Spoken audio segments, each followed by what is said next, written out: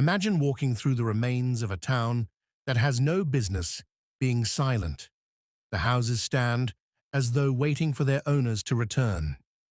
The fields, still cleared and ready for planting, look like they should be alive, with voices, laughter, and the sound of tools striking soil. The paths are worn, evidence of feet that once carried families to and from home, market, and ceremony.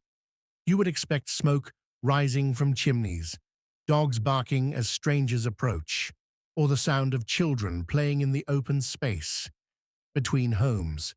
And yet, nothing, not a single living soul greets you. The air is heavy with absence, as if the people who once belonged to this place vanished overnight. This is what many of the earliest European settlers encountered when they first landed on the Atlantic coast, or when they journeyed inland along rivers. It wasn't an untouched wilderness waiting for them, despite what the stories told later would claim. It was land that had been alive with families, farmers, priests, leaders, healers, hunters, and children. Entire nations had built communities here, only for those communities to be emptied, leaving behind haunting silence. For centuries, this silence was misunderstood. European colonists explained it as a sign of divine providence, a gift from God that the land was free and open for their use. They told themselves stories of how destiny had cleared the forests and fields for their arrival. But today, we know the truth. This silence wasn't providence. It was tragedy. It was the echo of mass death. On a scale so immense, it is hard for us to comprehend. The culprits were not armies, not cannons, not ships, and not swords. The first and most devastating conquerors of the Americas were invisible. They were smallpox, measles, influenza, typhus, and other diseases, pathogens carried unknowingly in the breath, the sweat, the blood, and the coughs of the first Europeans who crossed the Atlantic. Long before most settlers set foot on these shores, these diseases spread inland, along rivers and trade routes, striking down people who had never even laid eyes on a European. The numbers are staggering. In some places, 9 out of every 10 people died in just a few years. Populations collapsed from millions to mere thousands. Entire cultures reeled under the loss of their elders, their leaders, and their children. Fields went untended, rituals went unperformed, knowledge was lost, and grief hung heavy across the land. And here lies the mystery that we'll explore together tonight. What would history have looked like if these epidemics had never happened? What if the Americas had met Europe on equal terms, full, strong, and thriving with tens of millions of people, powerful cities, and vast networks of trade and governance? Would colonization have been possible at all? Would Europeans have been forced into diplomacy rather than conquest? This is the story that is rarely told in classrooms, but it is one of the most important stories in American history. It is the story of the forgotten epidemics, the invisible invasions that reshaped a continent before most settlers ever arrived. To understand the devastation of these epidemics, we first need to imagine what was here before. And what was here was not wilderness. That idea, the untouched virgin forest, is one of the most persistent myths in history. The truth is that the Americas were alive with people, with communities, with cities, and with landscapes carefully shaped by human hands over thousands of years. Let's begin in the Mississippi Valley. Here, vast rivers carried trade goods for hundreds of miles. At its height, centuries before Columbus, the great city of Cahokia rose near present-day St. Louis. With 20,000 or more people, it was a true metropolis, the largest city north of Mexico. Its plazas could hold thousands for rituals and markets. Its earthen mounds rose taller than cathedrals, testaments to careful planning, labor, and social organization. Even after Cahokia declined, its cultural legacy spread, influencing mound-building societies all the way from Wisconsin to Florida. When Hernando de Soto wandered through the southeast in the 1540s, he encountered towns that were the living descendants of Cahokia's world, towns with thousands of inhabitants, ruled by chiefs, full of stores of corn and fields as far as the eye could see. Travel southwest, and you enter the world of the Puebloan peoples. Imagine standing in Chaco Canyon, where monumental stone buildings called great houses rose 4 or 5 stories tall. These were not small villages, but planned cities aligned with astronomical events, linked by hundreds of miles of straight, engineered roads. Farther along in Mesa Verde, entire apartment complexes were carved into cliffs, sheltering hundreds of people. Agriculture flourished here in the desert, supported by intricate irrigation systems. Now picture the Pacific coast. Along California, the Pacific Northwest, and up into Alaska, the abundance of the sea-fed complex societies. Salmon runs were the backbone of coastal life. Nations like the Tlingit, Haida, and Coast Salish organized elaborate systems of rites and ceremonies to share, manage, and protect these resources. Their cedar houses stood strong against the elements. Their totem poles told stories of clans, ancestors, and spirits. Social rank and wealth were displayed not by hoarding, but by giving, in ceremonies like the potlatch. The Great Plains may seem like endless grasslands, but here too, human hands shaped the land. By carefully setting fires at particular times, native peoples maintained prairies that drew herds of bison closer. These managed fires created fertile grazing grounds, increased biodiversity, and ensured that hunting would be sustainable and predictable for generations. In the northeast, the Haudenosaunee, often called the Iroquois Confederacy, bound together multiple nations under a system of shared law and governance.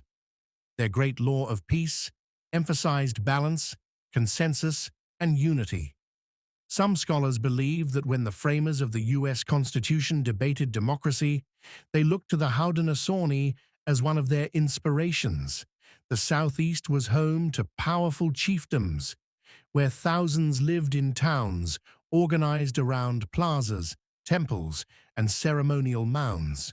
Corn, beans, and squash, the 3 sisters, were cultivated with skill, feeding large populations. Ritual cycles marked the passing of seasons, celebrated harvests, and reaffirmed the bonds between communities. And even the Amazon rainforest, long assumed to be an untouched jungle, reveals a hidden history.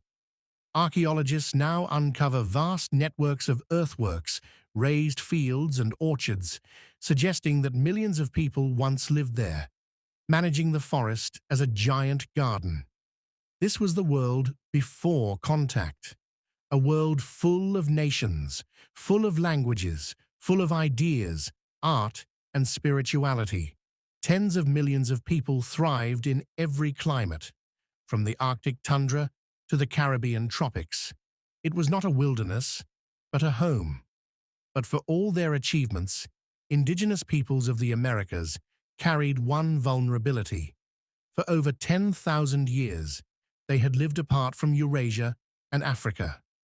They had never endured the repeated plagues that ravaged Europe, Asia, and Africa, plagues that shaped not only populations, but immune systems over centuries. Smallpox, measles, influenza, typhus. These diseases were unknown here. No antibodies lingered in their blood. No inherited resistance ran in their families. No cultural memory told them how to respond. This was their one weakness. And when the first Europeans arrived, this weakness became the opening through which catastrophe entered. When Columbus's ships crossed the Atlantic, they carried more than sailors, supplies, and livestock. They carried an entire invisible world of bacteria and viruses. The men themselves, some sick, some simply carriers, breathed disease into the new world with every cough and every handshake. In Europe, these diseases were old companions. Cities crowded with people and livestock had bred pathogens for centuries. Smallpox had scarred faces and killed kings. Measles had swept through villages again and again. Influenza, typhus, and plague had burned through Europe in cycles of horror and survival. The Black Death of the 14th century had killed a third of Europe's population, leaving scars not just on bodies, but on memory and society itself. But for all the horror, these waves of disease had also left behind a bitter gift: immunity. Those who survived passed on resistance to their children. Communities carried cultural knowledge: which herbs soothed, which prayers comforted, how to bury the dead quickly, how to isolate the sick. Indigenous peoples had no such history. They were immunological virgins to these old-world diseases. They had never known them, never built defenses against them. And so when the first germs arrived, they struck like wildfire in a dry forest. Imagine how it would unfold. A sailor, coughing but still strong enough to walk, comes ashore. He shares food, touches hands, breathes in close quarters. Within days, the first villagers feel unwell. Fever takes hold. Bodies ache. Then the rash appears, pustules covering the skin, filling with fluid, bursting, scarring. The victims are in agony. Some lose their sight. Some drown as their lungs fill. No one knows what is happening. No healer has ever seen this. No ceremony has ever been performed for this kind of sickness. The sick need care, but as family members nurse them, they too fall ill. Soon, entire households are stricken. The few still standing cannot keep up. The old and the young die first, left unattended. In just weeks, the village is a place of silence, interrupted only by coughing, weeping, and the cries of the dying. But the disease doesn't stop there. Trade routes that once carried shells, obsidian, copper, and food now carry death. Visitors come to the village, unknowingly bring the sickness home. Canoes carry it down rivers. Runners carry it along trails. Within months, entire regions are caught in its grip. Sometimes it leaps hundreds of miles ahead of Europeans themselves, leaving waves of devastation in places no European has yet reached. By the time Hernán Cortés marched on Mexico in 1519, smallpox was already preparing the ground for him. When he laid siege to Tenochtitlan, the great capital of the Mexica Empire, it was not Spanish steel that decided the outcome. It was disease. Smallpox cut through the city like fire through straw. Families died together in their homes. Temples stood quiet as priests collapsed. Even the emperor himself succumbed. By the time Cortés's troops fought their way in, the city was half empty, its defenders sick or dead. This was the pattern repeated again and again. Invisible enemies arriving first, softening resistance, toppling nations before battles were even fought. The earliest epidemics were like thunder before a storm, sudden and devastating, announcing the beginning of a catastrophe that would last for centuries. In the Caribbean, where Columbus first landed, the chain of islands that had once been home to thriving Taíno societies quickly fell into ruin. Spanish observers, writing just decades later, described entire islands that had been depopulated. The Taíno, who had welcomed Columbus with food, water, and hospitality, were struck not only by violence and forced labor, but by waves of disease they could not understand. Smallpox Measles and influenza swept through the islands in cycles, each outbreak leaving fewer survivors. The Spaniards themselves, though brutal, did not need to kill every person. Disease did the work for them. By the early 1500s, Hispaniola, once full of towns, gardens, and ceremonial ball courts, was nearly empty of its original inhabitants. Some survivors fled to remote hills or smaller islands, but the great centers of Taíno life were gone. The story repeated itself in Mexico. In 1519, Cortés faced the mighty Mexica Empire, with its capital Tenochtitlan gleaming in the middle of a lake, home to perhaps 200,000 people, one of the largest cities in the world at the time. But by the following year, the city was in ruins. Smallpox had arrived, carried by an enslaved African in the Spanish camp. Once the disease entered the capital, it spread with merciless speed. Whole families perished together. Priests were unable to perform rites for the dead because they too had fallen ill. Leaders who might have organized resistance died, leaving chaos in their place. One Spanish observer wrote that the streets were filled with bodies and that survivors were too weak to bury the dead. The Emperor Cuitlahuac himself died of smallpox just months after taking power. Without leaders, without healthy warriors, without the ability to farm or organize, the Mexica collapsed, not under Spanish guns, but under the weight of disease. In Peru, the story was eerily similar. Before Francisco Pizarro even set foot in the Andes, smallpox had already swept south from Central America, reaching the great Inca Empire. The disease killed the Emperor Huayna Capac and his heir, throwing the empire into a devastating civil war between rival sons. By the time Pizarro arrived with just a few hundred men, he walked into an empire already weakened, divided, and grieving. Once again, disease opened the door, and conquest walked through it. But the epidemics were not limited to the great empires.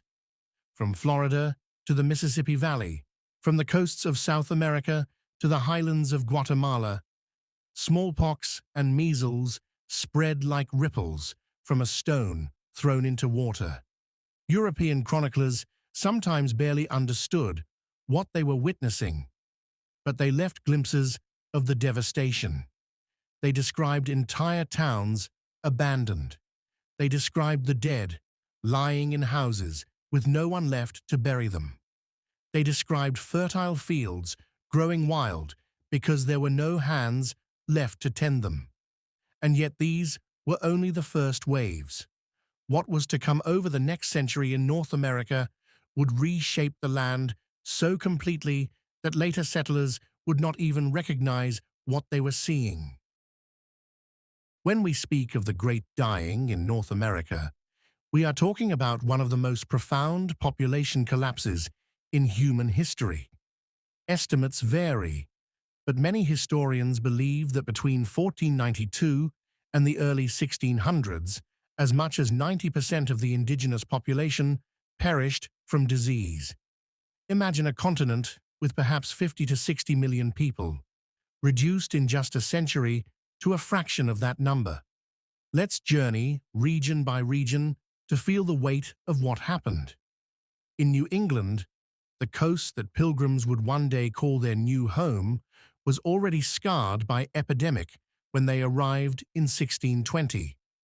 Just a few years earlier, between 1616 and 1619, a mysterious epidemic, possibly leptospirosis, smallpox, or a combination of diseases, had swept through Wampanoag and neighboring nations. Some villages lost nearly everyone.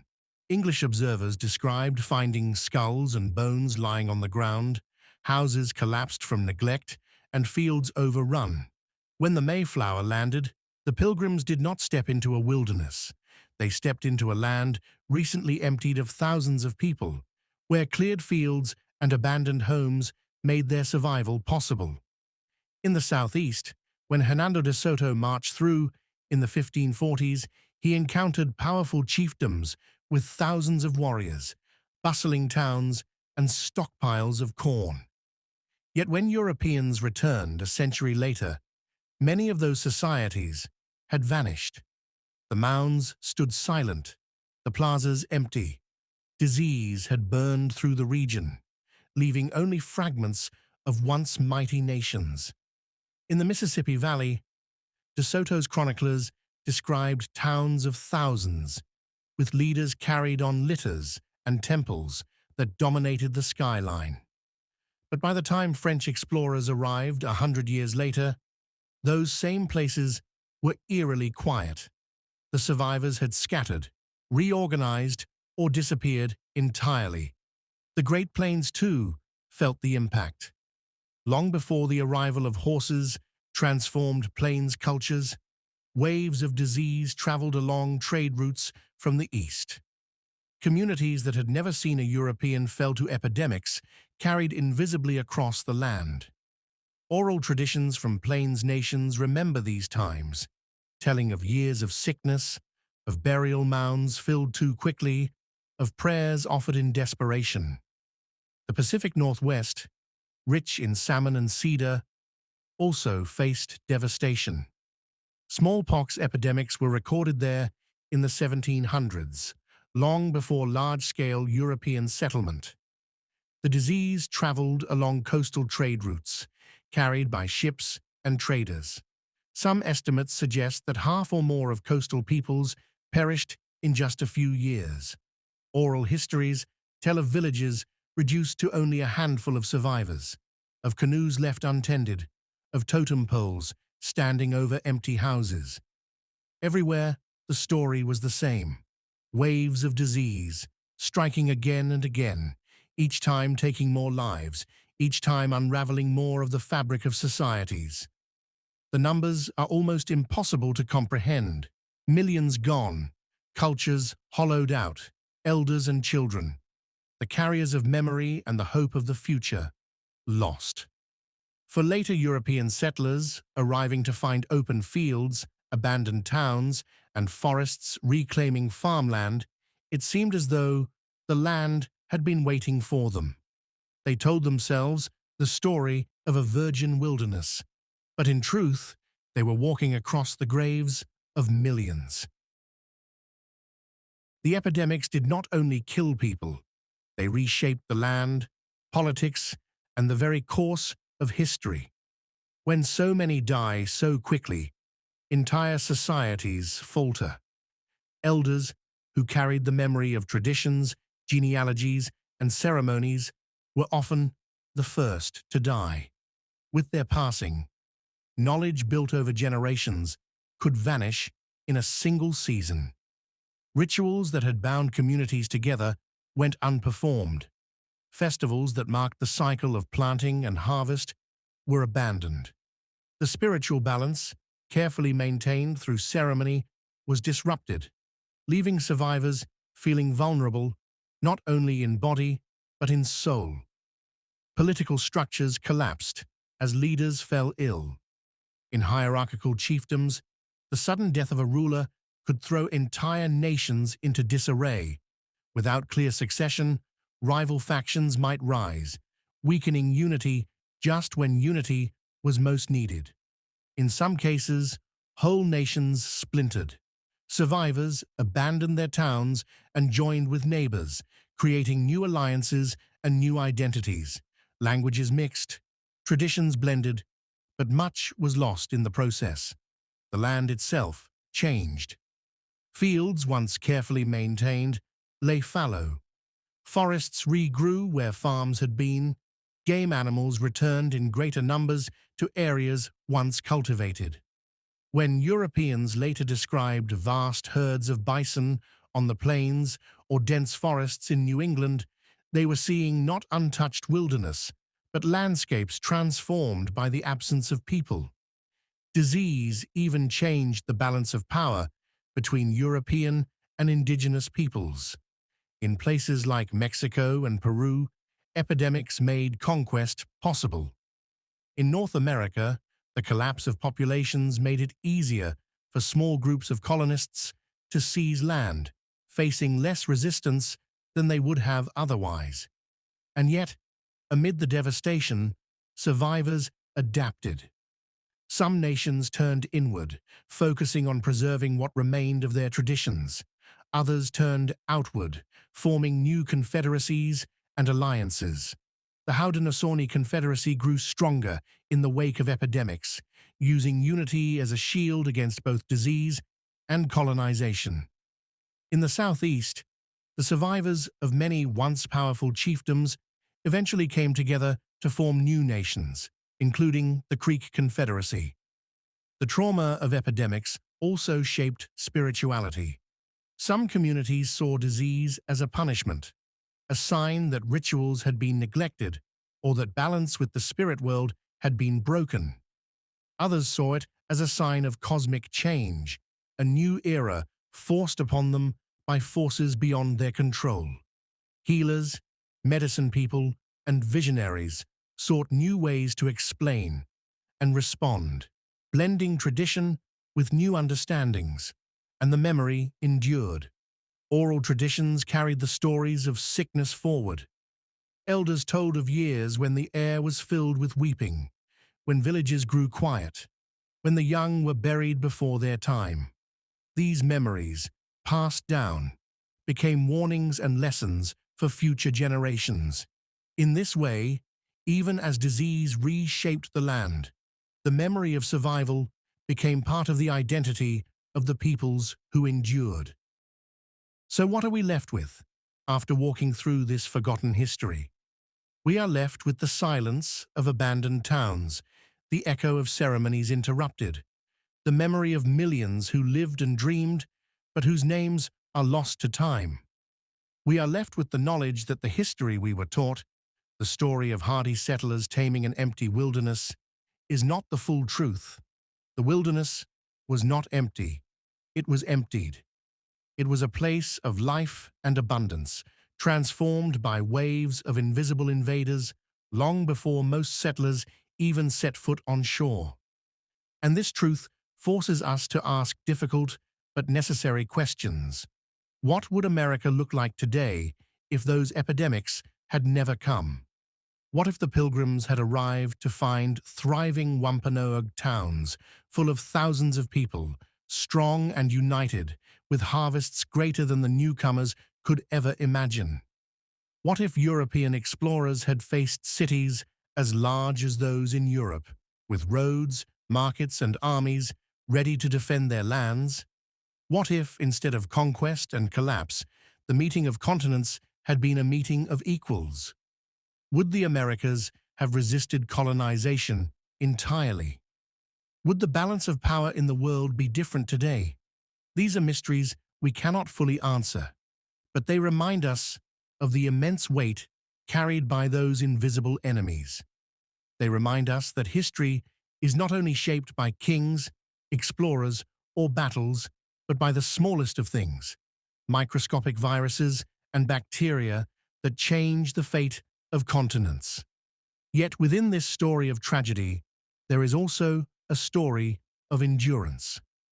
For despite the devastation, indigenous peoples survived. They carried their traditions forward through grief and hardship. They rebuilt, they adapted, they created new nations, and they continue today as the living heirs of those who endured the epidemics. The languages still spoken, the ceremonies still performed, the stories still told. All of these are acts of defiance against the silence left by disease. Remembering the forgotten epidemics is not about dwelling only on loss. It is about honoring resilience, about seeing clearly the full scope of history, and about acknowledging the cost paid by those who came before us. Their world was reshaped, but it was not destroyed. Their voices still echo if we choose to listen. So what did you think about today's video? Comment your thoughts and suggestions for my next video below.